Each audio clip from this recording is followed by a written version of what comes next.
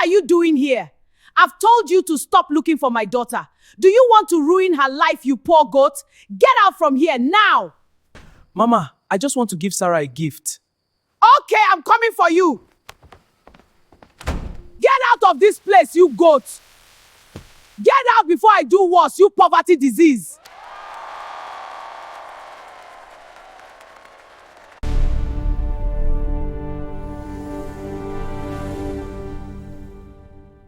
This is the story of James and Sarah, two young souls from humble beginnings whose love was tested by pride, poverty, and family rejection. Will true love triumph over material wealth, or will the crushing weight of poverty tear them apart forever? Stay with me till the end to discover the powerful lesson hidden in this tale. In the crowded streets of the city, James lived in a tiny one-room apartment, doing odd jobs from dawn till dusk. Despite his poverty, there was something special about him, his genuine smile and unwavering determination. Sarah came from a family only slightly better off, but her mother had grand ambitions of climbing the social ladder through her daughter's marriage to a wealthy man. Their love blossomed at the neighborhood well where they met every evening, and soon stalling glances turned into a love so deep it defied logic. Sarah's father, Mr. Thomas, saw something special in James. He noticed the fire in the young man's eyes, how he spoke of building a better future, and how he treated Sarah with genuine respect. But Mrs. Margaret, Sarah's mother, saw only threadbare clothes and empty pockets. Her heart was set on marrying Sarah to one of the wealthy suitors who came calling with expensive gifts. Even Sarah's siblings, Grace and Michael, looked down on James with contempt, believing that rejecting him elevated them above their own modest circumstances. The battle lines were drawn. Young love on one side, pride and ambition on the other. Rich suitors paraded through their home like peacocks. Mr. Williams with his golden wristwatch, young Kenneth with his flashy car. One by one they came with proposals, but Sarah rejected them all. Her heart belonged to James, and no amount of money could change that. Her mother would explode with rage after each rejection, screaming about Sarah's foolishness and predicting a future of poverty and regret. One evening, James gathered courage to visit with a small gift, a scarf in Sarah's favorite color. Mrs. Margaret answered the door, her face twisted with disgust. "What are you doing here, you dirty pauper? I've warned you to stop coming here to look for my daughter. Get out of this house. Get out of this place, you goat." Without warning, she grabbed a bucket of water and flung it at him. The cold water drenched James completely. Neighbors laughed while others shook their heads in pity. Inside, Sarah heard everything and tried to run to him, but Grace and Michael held her back. James walked away dripping, humiliated, carrying the weight of his shame through the darkening streets. Despite everything, love found a way. Mr. Thomas became the couple's secret ally, passing messages and arranging brief meetings. "That young man has what it takes," he told Sarah. "Give him time." With his blessing, James and Sarah decided to marry. The wedding was humble. A small church, a borrowed white dress, and just a handful of James's friends.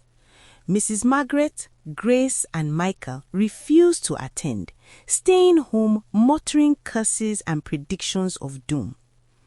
But inside that modest church, something beautiful happened.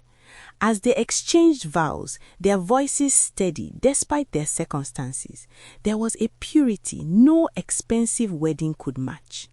Mr. Thomas cried as he watched them promise to love each other through poverty and wealth. After the ceremony, they shared a small meal that James's friends had pooled money to buy. That night, walking hand in hand to James's tiny room that would now be their home. They knew the real journey was just beginning, but they faced it together, united against the world. Months passed, and married life was harder than imagined. Then James ran into Marcus, an old friend who had moved to Europe. Marcus looked prosperous and told James about construction jobs abroad that paid in 1 week what James made in 6 months back home. The decision was agonizing, but they agreed. James would go for 2 years, work hard, save money, and return to build them a real home. The day of departure was grey and somber. At the tiny airport, Sarah clung to him, both crying openly. "I will write every week. I'll send money as soon as I can. This is not goodbye forever. This is just the hard part before our breakthrough," James promised. Sarah nodded, unable to speak through her tears. As James walked toward the boarding gate, he turned back one last time to see his wife standing there, hand raised in farewell, tears streaming, but chin held high. And then he was gone, leaving Sarah to face the wolves alone. Sarah's nightmare began immediately. Moving back to her mother's compound, Mrs. Margaret made it clear Sarah was no longer family. "You made your choice when you married that pauper," her mother said coldly. Sarah was given the smallest room and often told there was no food for her. She survived on scraps and the tiny amount James sent when work was scarce. Grace and Michael treated her like a servant. "Sarah, fetch water. Sarah, wash these dishes," they commanded, while she, weak from hunger, obeyed. They mocked her constantly, calling her the pauper's wife. When Sarah fell ill with malaria, shivering with fever, Mrs. Margaret refused to call a doctor. "You have a husband, let him take care of you," she said dismissively. Sarah suffered through the illness alone, delirious, wondering if she would die before James could fulfill his promise. But something stubborn in her refused to give up. Each cruel word only strengthened her resolve to survive. Grace announced she had met Derek, a wealthy businessman who showered her with gifts and promises, and also sent Michael to school. Mrs. Margaret was ecstatic, sparing no expense for an elaborate wedding. Everything Sarah's had not been. After the wedding, Derek gave Grace large sums of money, and she lavished gifts on their mother.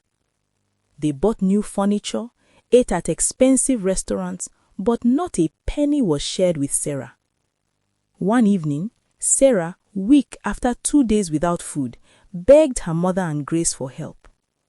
"Mother, please, I haven't eaten in 2 days. Could you spare just a little food?" Grace laughed cruelly. "Why should we feed you? You chose poverty when you married James." Mrs. Margaret nodded. "Your husband should provide for you. We have our own lives to worry about." Sarah left that room with tears burning, but refusing to fall. Outside, under the stars, she whispered a prayer for strength and for James, asking God to keep him safe and bring him back soon. Tragedy struck when Mr. Thomas fell seriously ill with chest pains.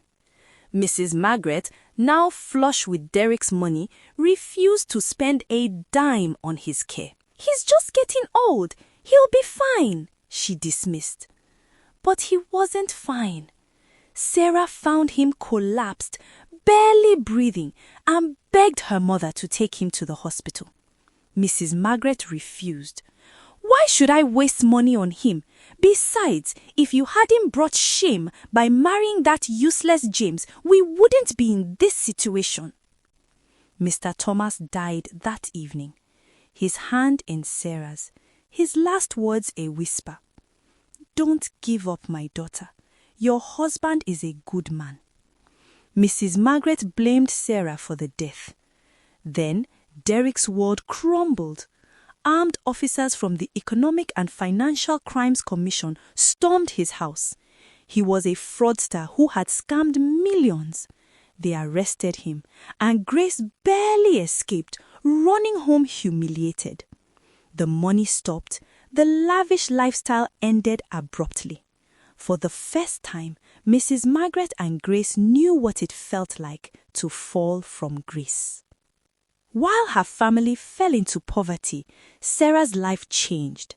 Letters from James arrived with money, small amounts at first, then more substantial sums. He had been promoted to supervisor and was sending most of his earnings home. Sarah moved into her own apartment and started a small business. For the first time since James left, she ate regular meals and held her head high. Mrs. Margaret and Grace spiraled downward. With Derek in prison and assets seized, they had nothing. Furniture was repossessed and their landlord threatened eviction. In desperation, they came to Sarah. "We're your family. We're hungry. Could you help us?" Mrs. Margaret asked, her voice unrecognizable in its humility. Sarah looked at them, the people who had treated her like trash. Every fiber wanted to slam the door, but she thought of James and her father's gentle spirit. She gave them food and money. 3 years after he left, James returned home. Sarah was at the market when she heard the commotion. There was James, stepping out of a sleek black car, dressed in a fine suit. Their eyes met across the crowd, and Sarah ran, not caring about dignity. James caught her in his arms, both crying and laughing. "I told you I'd come back. I told you we'd make it," he whispered. The crowd erupted in cheers. Mrs. Margaret and Grace heard the news and couldn't believe it. The pauper they had mocked had returned wealthy. They watched as James took Sarah to their new home, a beautiful house in a good neighborhood, fully furnished. But James didn't forget the past. Despite Sarah's protests, he visited Mrs. Margaret's house and paid off all her debts. He gave Michael enough to go and finish off his schooling, ensured they had food and shelter. Mrs. Margaret broke down in tears. "I was so wrong. I judged you by your pocket instead of your character. Please forgive me." Grace and Michael apologized too, her arrogance replaced with genuine remorse. James looked at them with compassion. "I forgive you, not because you deserve it, but because holding on to bitterness would poison the happiness Sarah and I have built." In that moment of forgiveness, healing began. The family that had been torn apart by pride and materialism slowly began to mend. James and Sarah's story became legendary in their community. Mrs. Margaret spent her remaining years telling anyone who would listen about the mistake she almost made, warning other mothers not to judge character by bank accounts.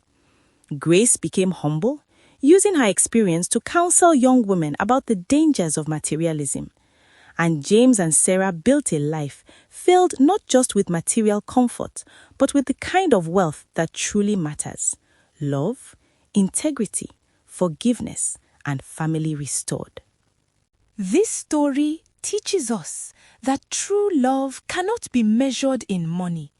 It is built on respect, trust, and partnership. Mrs. Margaret's obsession with wealth blinded her to the good man before her. We see that how we treat others in their low moments reveals our true character. James could have sought revenge, but his forgiveness showed that wealth hadn't corrupted his generous spirit. Finally, we understand that poverty can turn to wealth, and wealth can vanish overnight, but character, integrity, and genuine love endure forever. If this story touched your heart, please subscribe and hit the like button for more captivating tales of love, redemption, and life lessons. Share this story with someone who needs to hear it today. Turn on notifications so you never miss our compelling story. Remember, Never judge a book by its cover, for the treasure of true character often comes wrapped in the simplest of packages. Thank you for watching.